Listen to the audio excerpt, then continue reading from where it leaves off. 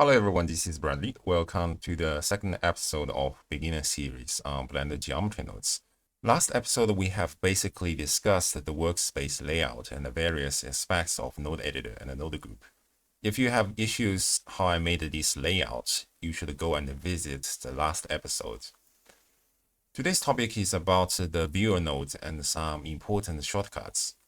Here, I want to remind you again about the screencast key display in the bottom left corner that shows my clicks and shortcuts, plus the timestamps in the YouTube timeline that explain the topics in each section in case you come back to review important topics later. Also, pay attention to the pinned comment. As Blender develops, there can be changes or more shortcuts introduced in the node editor. Firstly, let's focus on the viewer node. The viewer is extremely important when you are learning from tutorials or exploring other people's project files. In this simple node tree, I'm starting with a grid using extrude and mesh to curve to generate this wireframe result. Each of these steps transforms the geometry into something very different, as their node names literally suggest. Sometimes, when you want to check the result of each individual step, you can use Alt+Shift+Click to directly send a node's output to the group output, so the rest of the node tree doesn't affect it. However, you will need to turn the last node back on before rendering. Over time, this becomes inconvenient as the node tree grows larger and longer. That's where the viewer node comes in for temporary visualization. Of course, you can add it by Shift-A search and connect the geometry socket to the dynamic sockets we discussed last episode, plus enable it. But it's easier to use the shortcut. Here, I will delete this viewer node and use the shortcut Ctrl+Shift+Click on the grid node. The shortcut starts by viewing the first output socket. If I perform the shortcut twice, it will start to read the second socket, as the UV map in our case. If you simply swap the node, the geometry will be replaced, but the second value linkage for UV map will be kept until you perform the shortcut twice on another node that can replace the second linkage. Furthermore, you will find that if you perform the shortcuts, it will keep swapping the second link instead of adding more links. If you have a specific output you want to inspect and don't want to cycle through the long list with multiple clicks, you can move your cursor to a specific socket and then perform the shortcut to view that socket directly. So why does it never add more links? This actually shows one feature or limitation of the viewer for now. It can only take one geometry socket and one value socket at the maximum. Beyond that, even if you manually plug multiple values into the dynamic socket, you won't see them in the viewport. If you check the spreadsheet, make sure you are visualizing the viewer node data instead of the evaluated final result. You can change the menu to viewer, but you can also click your viewer so the system knows that you want the spreadsheet to show the viewer result. So now you have a list of viewer paths and viewer data. You will only have one viewer value in the spreadsheet, despite many values we input. Even if you find items in this viewer data list, most of the time they are not meaningful. Like even if you switch to the UV map, the viewer result is still showing the checkbox instead of the UV map values. And you won't see any change in the viewport. There are many problematic phenomena that I don't want to elaborate on here. The viewer node feature is still under development and is subject to change and improvement in the future. But to conclude, at least at the time of my recording, the viewer can handle only one geometry and one value at most, especially when you are using the shortcut for viewers. So now let's delete the viewer and start with a new one. You may already notice that the viewer visualizes these values by giving them colors in the viewport. You can control this display in the viewport overlay section. I can disable the entire overlay so everything disappears, or in the specific settings to decide whether to show it or the opacity of it. And we can also enable attribute text to see the real values directly in the viewport without the spreadsheet. As a result, in real life, I only use the viewer node without the spreadsheet that may take away the screen space. Only in this beginner series, however, we will discuss spreadsheet a lot for a demonstration, especially when we later discuss the real meaning of these values. Now going back to the viewer. Right now my viewer is reading the grid output, so we see a plane in the viewport. If your node tree is paint, and I select other objects such as a camera, the viewer will stay active in the node editor. Once I disable the pane and select the camera again, you find that the plane has disappeared because the node tree automatically turned off the viewer and showed the group output instead. As mentioned, the viewer is for temporary visualization. It's not supposed to influence your final render. If you want to change the render result, you will need to change the group output connection using Shift-Alt+Click we discussed in the beginning. On the other hand, unfortunately, if you're using cycles render, you will find that the viewer does not change the viewport. Here I have an example. We have a cube and the cone. Each has set material with an emission shader. I'm viewing the cone result. If I disable the overlay and I switch the render to cycle, you find in render it only shows the cube from the group output. This is a known issue. Viewer actually only works in Eevee. If you have to work with cycles, I guess you have to use the Alt+Shift+Click method for geometry, or use the material preview mode, which is using Eevee under the hood. Anyway, let's go back to Eevee with overlay turned back on now. For viewer, you can select and press Ctrl+1 to label it. Pressing number again, you can turn it on or off. You can do this with other number key like Ctrl+2. This feature can be useful when you're in an advanced stage working with a giant node tree and debugging values. This is all I will say about the viewer for this episode. Please develop the habit of using the viewer node step by step. It helps you to understand what's happening in your node tree at each step and how values change. It will also become extremely important when we talk about attributes later in this series. Another important feature similar to the viewer and the spreadsheet is the tooltip. When you hover your cursor over a socket, it sometimes shows important information such as values, contents, data types, and so on and so forth. When you are visualizing geometry sockets, it will tell you the exact geometry component involved and its information. Starting from 5.0, this feature may be used a bit less. For example, I have a math node doing some calculation. Sometimes the viewer node can now directly show me the result without requiring me to hover the cursor to read it as in previous versions. However, tooltips can still be useful for reading input sockets that are not available to viewers, like the selection socket on the set material node. You can read its content is true, meaning whole geometry has been selected to be covered with emission shader. And sometimes it really provides the tooltip explaining the socket how to use it. Tooltip descriptions are also available for nodes if your cursor is on the node header. As we finished discussing the viewer, next we will go through some useful shortcuts. I've already shown a lot of usage about X, which is used to delete nodes. It can break the links. Now I can hit Ctrl+Z to undo the action. Ctrl+X dissolves a node while preserving its connections. Also, if you hold Alt and drag a node, you can isolate it away from the linkages.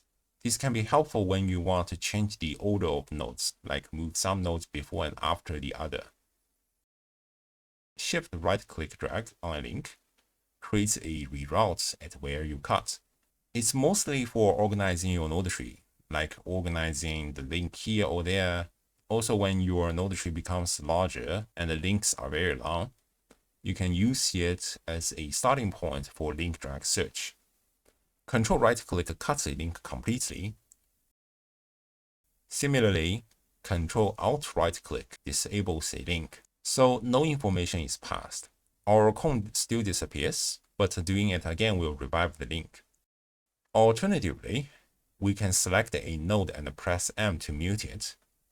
Generally, we see it disables the node.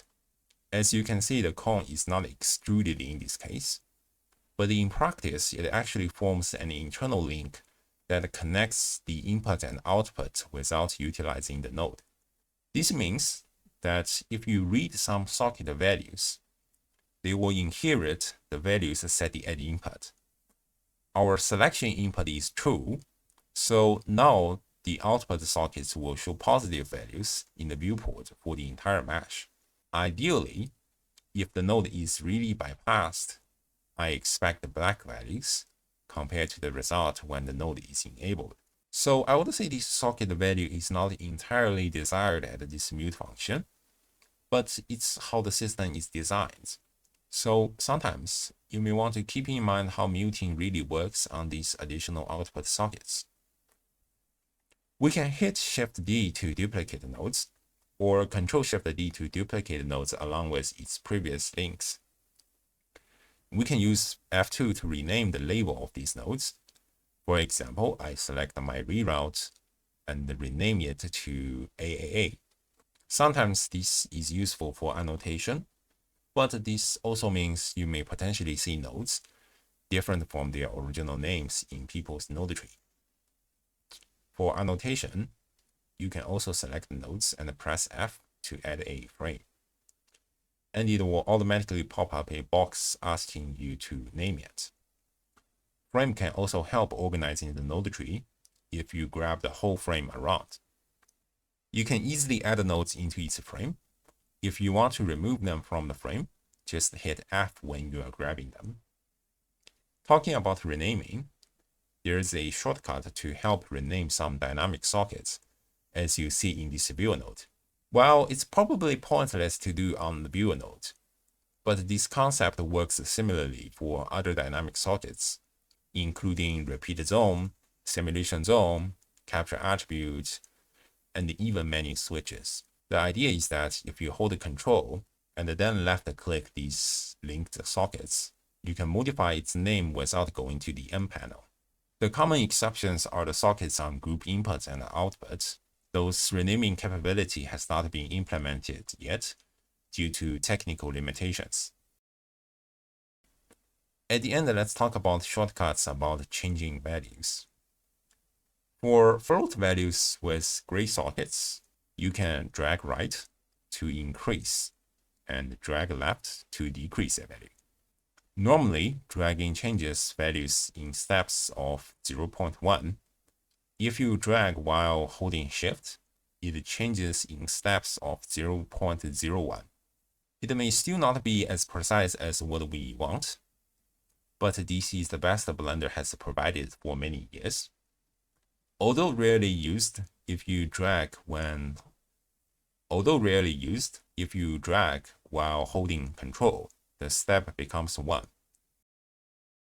Sometimes you want to reset this value to its default state like 0. If you right-click a value, you will find a Reset to Default option. Our value will be reset to default 0. By default, the shortcut is backspace, but you see I've right-clicked and changed the shortcut to W for easy access. However, be aware that assigning it to W can cause conflicts with the selection tool in the T panel, which also uses W. To avoid conflicts, you may want to go to the Edit Preference and disable the Set Tool by Name in the Node Editor. Assume you also want to switch it to W for easy access too. Besides one row of value for one socket, you may see 3 rows of values for some sockets, as in Transform Geometry Node. You can change them all at the same time by clicking one and dragging downwards, so they become selected together. This only works for sockets with the same color, as you may find your dragging selection cannot proceed beyond the block by the pink rotation socket, while it's possible in nodes like Vector Mass, where all 6 rows are selected. Also, instead of sliding, You can also type values together. However, note that if they started with different values, like 1, 2, 3 in each row, dragging preserves their differences, while typing forces them to share the same value. Sometimes you want to transfer a value from one node to another. You can hover over the socket and use Ctrl+C and Ctrl+V to copy-paste a single value to where your cursor is at. This also works for vector, where you can copy-paste one row from one to the other. However, sometimes it may be found not working with an error message showing expect a number. This is because if you click into this location, it's not just a number, but also contains a unit of meter. In that case, you may need to do more old style to really copy-paste just a number. Another thing is, instead of copy-paste one by one for each row, you can actually use Ctrl+Alt+C and Ctrl+Alt+V to copy-paste 3 rows altogether. Another convenient method for transferring values is selecting multiple identical nodes and holding Alt. Here, be aware that I'm holding Alt. If you drag a value, all of them will change at the same time in multiple nodes. Similarly, you can hold Alt and type a value. It will update all of them simultaneously. This also works for many menus in Blender. For example, I can set vector mask node to the same operation at once, like I go from add to subtract, and from subtract to multiply. It depends on whether Blender recognizes them as identical nodes or not. If you include a different node in the selection, you find only vector mask nodes are changing their menus, even if the mask node contains the same modes like subtract and multiply. There are more about menu shortcuts I can discuss, but I decided to leave them to later episodes when we actually have more knowledge about the different nodes and menus. That's all for today. I've also recorded the transcripts on my Coffee page to summarize the shortcut I discussed. I hope this shortcut is not too long to make you bored, but these are really important features that can help you follow node tutorial and make your life easier when you're creating your own node trees.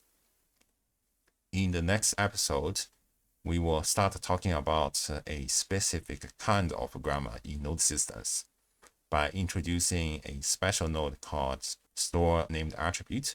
I hope you enjoyed this video, and I'll probably see you next time. Bye-bye.